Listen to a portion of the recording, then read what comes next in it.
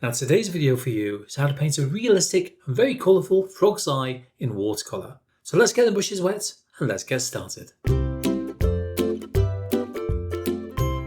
Now watercolour is one of those mediums where it starts off with the lightest colour first of all and usually quite pale, so very watery.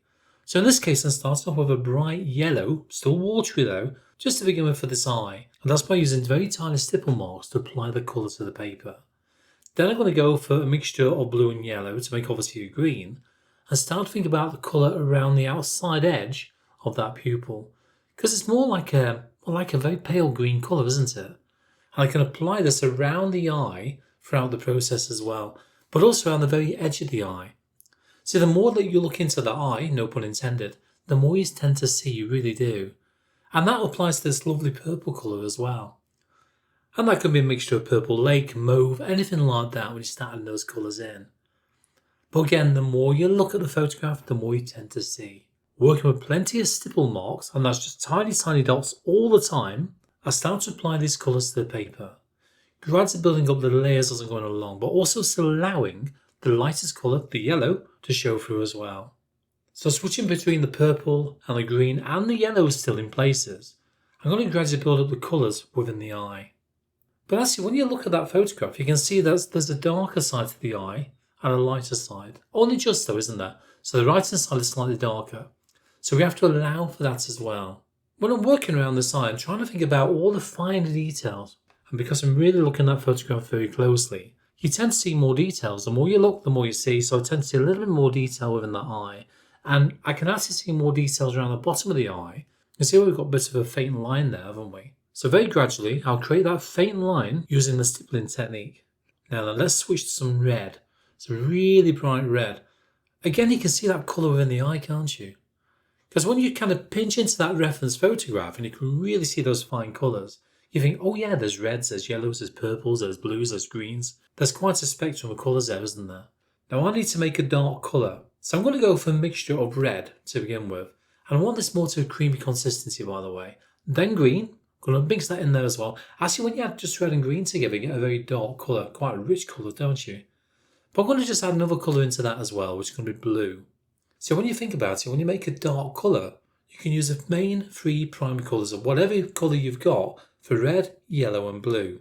But because I'm using green, we've already got a blue and a yellow mixed together, which is why the red and the green will also make a very dark colour on its own, which I suggest that you test it out on some scrap watercolour paper first of all, just to make sure they got the right colour, the right sort of tone of black that you want.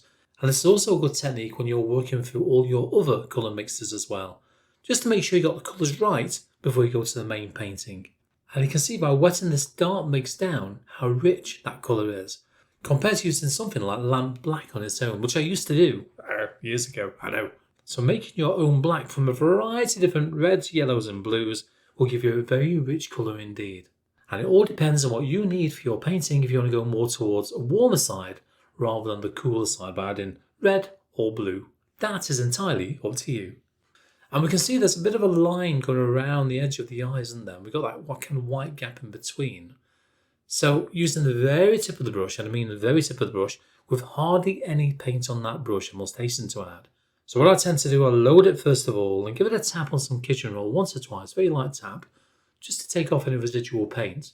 That way, I get a finer tip on that brush. Now, just incidentally, this brush is a size 00, so it's a very fine tip, and it's a synthetic bristle brush. And I found I can control this one a little bit better than the sable brush. But that's down to personal preference, of course. Let me know down below what your finest brush is that you tend to use within your watercolour paintings. That I would love to know. Oh, and also don't forget to click on that like button and the subscribe button down below. It's that way around, when I put another video here on YouTube for you to watch, there's a good chance you shouldn't miss it. I'm going to work on the outer ring as well. Now I know that's quite bright, that white line in between these two dark lines. So I'm going to soften that down a little bit as well, just by using a damp clean brush. Work your way around the eye. I've also noticed that this eye ring is not completely separate all the way around, is it? You can see it sort of blends probably around 5 o'clock on the clock face, down the bottom there. Also bring a very fine line away from the eye, thinking about the curvature of the eye.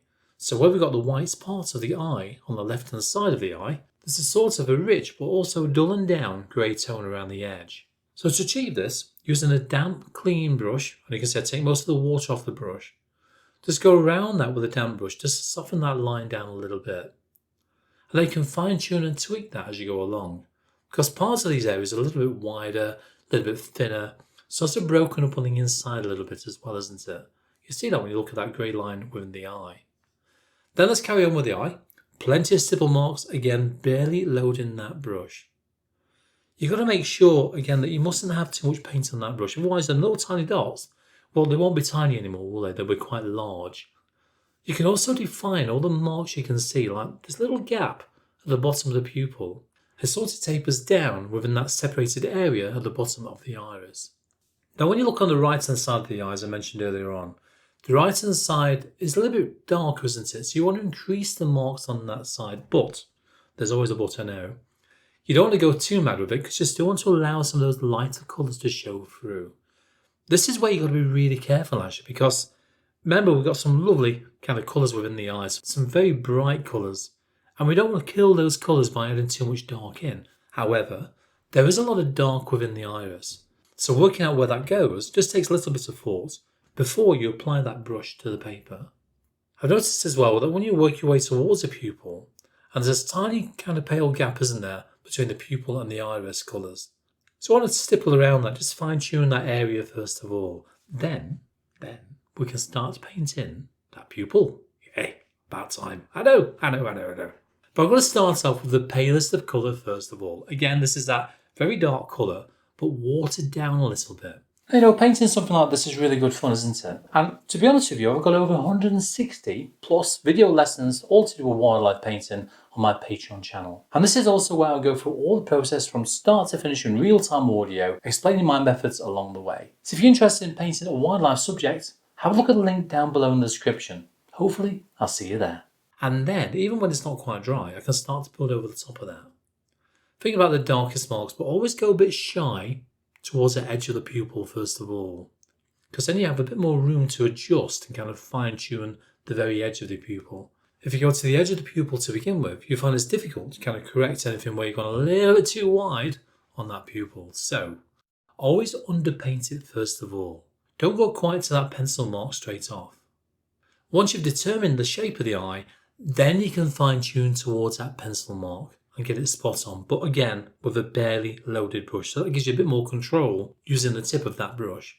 Now when you look in the eye, we have got some reflections. I know, as per usual, of course you do normally, especially when you've got a hint of light within the eye, but only a little bit. Now you can just make out two characters in there. I think it's probably two people. It could be myself and my partner. However, it could very well be that. We don't know for sure because this is my photograph, so I wouldn't be surprised if it is me in there. So what I need to do is paint some basic shapes we can see within that eye.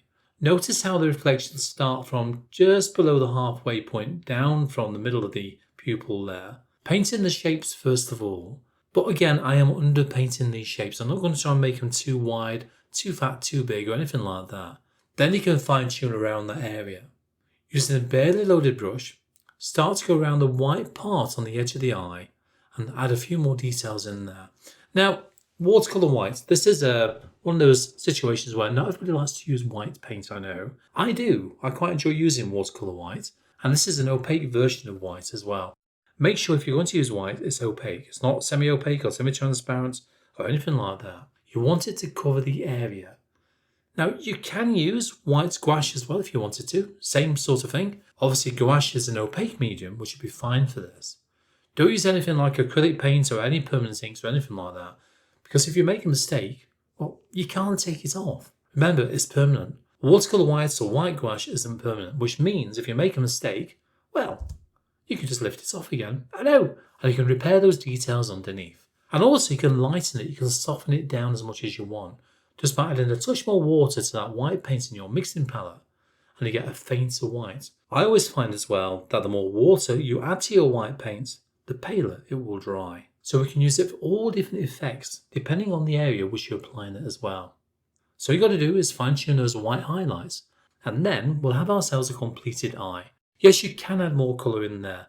You can add more contrast in there if you wanted to. But that, of course, is entirely up to you. Now, if you want to learn a bit more about painting eyes in watercolour, take a look at the link to the top right hand corner of the screen. I'll see you there.